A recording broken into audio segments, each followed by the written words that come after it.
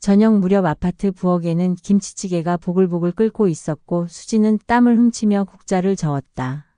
싱크대에는 막 씻어놓은 채소들이 널려 있었고 밥솥에서는 막 지은 쌀밥이 뜨거운 김을 내고 있었다.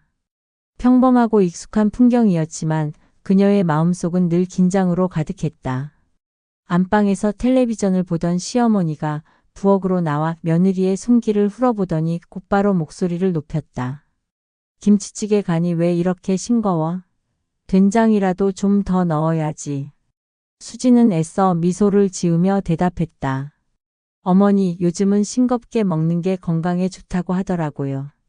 그러나 시어머니는 콧방귀를 뀌며 말했다. 내가 평생 이렇게 먹었어도 아무 탈 없었어. 며느리라면 시어머니 입맛에 맞추는 게 당연하지 않니? 수지는 국자를 내려놓았지만 속에서는 불편함이 끓어올랐다. 식탁에 앉아 있던 남편 철호가 분위기를 살피다 중재하듯 말했다. 엄마 그냥 드셔보세요. 요즘은 다 이렇게 먹는다잖아요.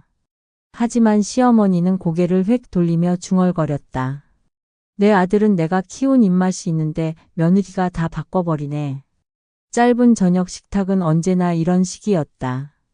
웃음은 사라지고 긴장만이 남았다. 설거지를 하던 수지는 결국 눈물이 차올라 참다 못해 친구에게 전화를 걸었다. 나 정말 힘들어. 매일 밥상 차려도 흠만 잡히고 내가 뭘 그렇게 잘못한 걸까? 죄인처럼 살아. 전화를 받은 친구는 위로하면서도 단호했다. 내가 너무 참고만 있으면 안 돼.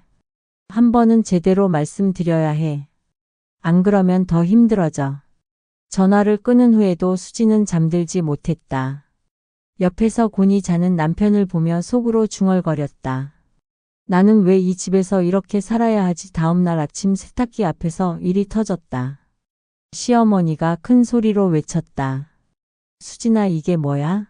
흰 옷이랑 색깔 옷을 같이 넣으면 어떡하니? 수지는 다급히 달려와 사과했다. 죄송해요. 제가 급해서 그만. 그러나 시어머니는 화를 멈추지 않았다. 급하면 다야? 내가 평생 빨래를 해왔는데 이렇게 기본도 모르면 어떡해. 수진의 눈에 눈물이 맺혔다. 어머니, 저도 최선을 다하고 있어요. 그런데 제가 하는 건 다 잘못이라면 도대체 어떻게 해야 합니까? 시어머니는 허리에 손을 올리며 소리쳤다. 며느리가 시집와서 시어머니 말 듣는 게 당연하지. 내가 감히 따져? 그 말에 수지는 울음을 삼키며 분노로 떨었다. 저는 더는 참을 수 없어요. 제 존재가 무시당하는 것 같아요. 방에서 뛰어나온 철호가 두 사람을 말리려 했지만 이미 감정의 골은 깊어졌다. 수지는 방으로 들어가 문을 잠그고 소리 내 울었다. 며칠 동안 집안은 냉랭했다. 식탁에 마주 앉아도 말은 오가지 않았고 밥상 위에는 어색한 공기만 떠돌았다. 철호는 양쪽 눈치를 보며 한숨만 쉬었다. 어느 날 저녁 그는 어머니를 바라보며 조심스레 말을 꺼냈다. 엄마, 제발 수진한테 조금만 이해해 주세요. 요즘 많이 힘들어해요. 시어머니는 떨리는 목소리로 대꾸했다. 나도 알아. 그런데 나는 시집와서 더 힘들게 살았다. 그땐 아무도 날 이해해 주지 않았어. 그래서 며느리한테만큼은 제대로 가르쳐야 한다고 생각했지. 그 대화를 방문 너머에서 듣던 수지는 눈물이 흘렀다. 어머니도 힘드셨구나. 그런데 왜 그 아픔을 나한테 다시 주시는 거예요? 갈등은 점점 더 깊어졌다. 어느 날 주말 저녁 친척 몇 명이 집을 방문했을 때 일이 벌어졌다. 시어머니는 손님들 앞에서 일부러 며느리의 흠을 잡았다. 얘가 아직 살림이 서툴러서 내가 손이 많이 가요. 내가 없으면 뭘 제대로 할 수 있을까 몰라. 친척들이 쓴웃음을 지으며 수진을 바라보자 그녀의 얼굴은 화끈거렸다. 속으로는 치밀어 오르는 분노를 억누르며 웃음을 지었지만 마음은 무너져 내렸다. 손님들이 돌아간 후 수지는 더는 참지 못하고 터뜨렸다. 어머니, 왜 손님들 앞에서 제 체면을 그렇게 구기세요? 저를 무시하는 말씀이 얼마나 상처가 되는지 아세요? 그러나 시어머니는 오히려 화를 냈다. 체면이 뭐가 중요해? 살림을 똑바로 못하니 그런 소리를 듣는 거지. 내가 틀린 말했어? 그날 밤 수지는 침대에 누워 눈을 감아도 잠들 수 없었다. 남편은 중간에서 눈치를 보며 차마 수진아 엄마 성격 알잖아라고 달랬지만 그 말은 오히려 칼처럼 꽂혔다. 왜 나만 참아야 해요? 왜 저만 잘못한 사람이 돼야 해요? 그녀의 눈물은 베개를 적셨다. 며칠 후 또 다른 사건이 일어났다. 제사 준비를 하던 날 시어머니는 부엌에서 며느리를 몰아세웠다. 제사상은 이렇게 차려야지 왜 순서를 몰라? 이래서 내가 직접 나서야 한다니까. 수지는 지쳐 있었고 결국 버럭 소리쳤다. 어머니 저는 노력하고 있어요. 하지만 제가 하는 건 늘 잘못이라니 저도 사람이에요. 더는 못 참겠어요. 순간 부엌 공기는 얼어붙었다. 철호가 당황해 달려왔지만 이미 수진의 눈에는 참을 수 없는 분노가 서려 있었다. 시어머니 역시 목소리를 높였다. 이 집 며느리가 되려면 내 말을 따라야 해. 그게 못하겠으면 왜 시집을 왔니? 두 사람의 고함 소리에 그날 제사 준비는 엉망이 되었고 친척들은 어색하게 눈치를 보며 물러났다. 그날 밤 수지는 방 안에서 한참을 울다가 거울 속 자신의 얼굴을 보았다. 지쳐서 초라해진 모습, 더는 웃을 수 없는 얼굴. 이제는 정말 한계야. 나 자신을 지켜야 해. 그녀의 마음속에는 새로운 결심이 자리 잡기 시작했다. 며칠 동안 집안은 얼음장 같은 정적에 갇혔다. 밥상을 차려도 서로 말 한마디 나누지 않았고 숟가락 부딪히는 소리만 메아리쳤다. 철호는 양쪽을 오가며 한숨을 쉬었지만 어머니도 아내도 물러설 기미가 보이지 않았다. 어느 날 밤 철호가 어머니 방에 들어와 앉았다. 엄마 수진이 요즘 정말 힘들어해요. 제발 조금만 이해해 주시면 안 돼요? 그러자 시어머니는 한참 말이 없다가 낮은 목소리로 중얼거렸다. 나도 알아 그런데 나는 시집와서 더 고생했어. 아무도 날 이해해 주지 않았어. 그래서 며느리한테만큼은 제대로 가르쳐야 한다고 생각했지. 내가 겪은 고생을 똑같이 반복하지 않게 하려고 했는데. 그러나 그 말은 오히려 며느리에게 더 큰 상처가 되었다. 방 안에서 몰래 듣고 있던 수지는 눈물을 쏟으며 속삭였다. 어머니도 아프셨으면서 왜 그 고통을 그대로 저에게 물려주시는 거예요. 저는 어머니의 그림자가 아니에요. 마음은 점점 무너져 내렸다. 어느 날 시어머니가 갑자기 쓰러졌다.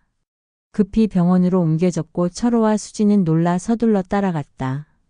다행히 큰 병은 아니었지만 침대에 누운 그녀는 지쳐 보였다. 떨리는 손을 내밀며 말했다. 수진아, 내가 너무 심했지? 미안하다. 내 마음을 조금도 이해하지 못했구나. 수진은 손을 꼭 잡고 눈물을 흘렸다. 그러나 그 눈물은 용서의 눈물이 아니었다. 어머니 저도 미안해요. 하지만 이제는 더는 이렇게는 못 살겠어요. 제 마음이 다 무너져 버렸어요. 시어머니는 눈을 감은 채 흐느꼈다. 병실 공기는 무겁게 가라앉았다. 퇴원 후 집안은 더욱 어색해졌다. 서로에게 미안함은 있었지만 함께 살기에는 이미 너무 많은 상처가 쌓였다. 저녁 식탁에 앉아도 말은 없었고 텔레비전 소리만 공간을 채웠다. 수지는 점점 마음을 굳혔다. 어느 날 밤 그는 남편 앞에 앉아 담담하게 말했다. 여보, 저 이 집을 떠날게요. 어머니랑은 더는 같이 못 살겠어요. 제 마음이 다 부서졌어요. 철호는 충격의 말을 잃었다. 어머니와 아내 사이에서 어떻게 해야 할지 몰랐다. 그는 두 사람을 다 잃고 싶지 않았지만 이미 수진의 결심은 단단했다. 이사 준비가 시작되자 집안은 더욱 무겁게 가라앉았다. 짐을 싸는 날 시어머니는 멀리서 바라보기만 했다. 입술은 파르르 떨렸지만 아무 말도 나오지 않았다. 눈가에는 눈물이 맺혀 있었고 그 눈물은 끝내 떨어지지 못한 채 맴돌았다. 수진도 고개를 숙였지만 한 번도 뒤돌아보지 않았다. 현관문이 닫히는 소리와 함께 오랜 세월 쌓인 인연도 닫혔다.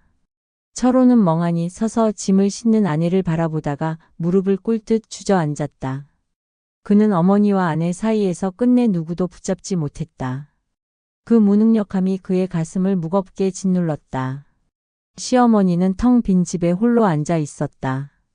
오래된 사진첩을 꺼내 펼치자 젊은 날의 모습이 눈에 들어왔다.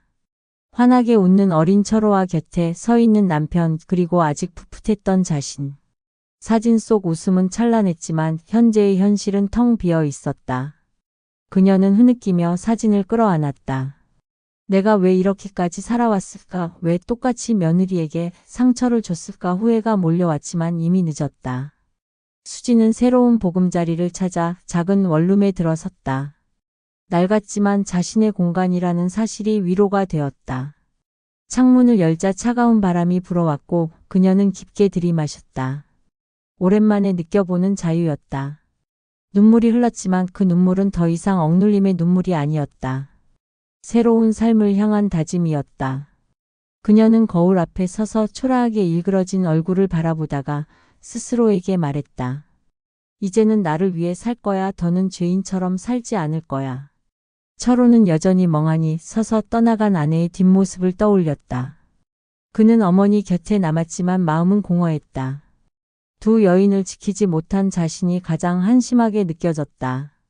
그는 방 안에서 한참을 울다가 벽을 주먹으로 내리쳤다. 그러나 아무것도 바뀌지 않았다. 세월은 그렇게 흘러갔다. 시어머니는 홀로 남아 무너져가는 집안에서 과거를 되새기며 살았다. 수지는 홀로 새로운 길을 걸으며 조금씩 상처를 치유했다.